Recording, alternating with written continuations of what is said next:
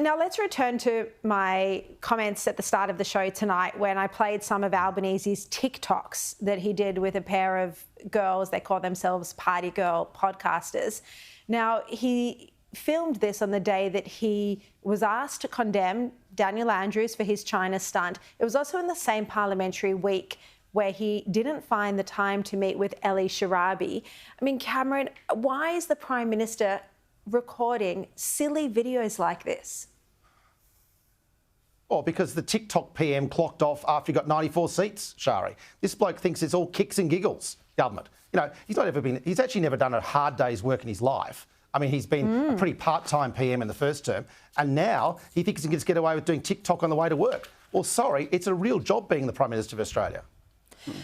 Holly, in the video, you know, he's pretending he's you know, acting out a scene from Legally Blonde. Yeah, he's ruined that movie for me. And aside from the fact I don't like him anyway, the fact that he has ruined a really great film has upset me no end. I mean, please, can he leave those sorts of things alone? If he touches Mean Girls, we're going to have a serious problem. But this is embarrassing, and I hope, you know, who is letting him do this? I'm sure Cameron, as Chief of Staff, wouldn't have said, you know what, Bill, I think this is a crackingly good idea. Get out there and make yourself look like a moron on a Chinese video platform. I mean, this is insane. And this is a serious job for serious people. And I know I could sit here with you and joke about things, but when I was in the Senate and when I was doing inquiries and particularly preparing for Senate estimates, it is a very serious job, whether you are in government or opposition, whether you are trying to govern the country or holding the government to account.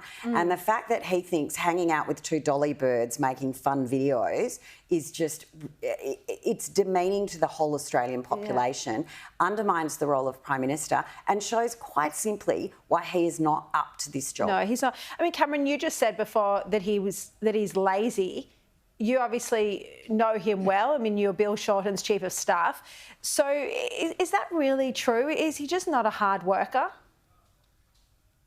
I think he's got disdain for the role. I mean, he actually, you know, says he doesn't really want to be PM, never really wanted the role. Well, I'm sorry, I saw out 2 leadership challenges where he tried to take Bill out in 2016, so he wanted the job then. But no, I mean, this is a guy who doesn't actually do the hard work, doesn't get across the policy brief, isn't across the detail, and is actually not a good PM.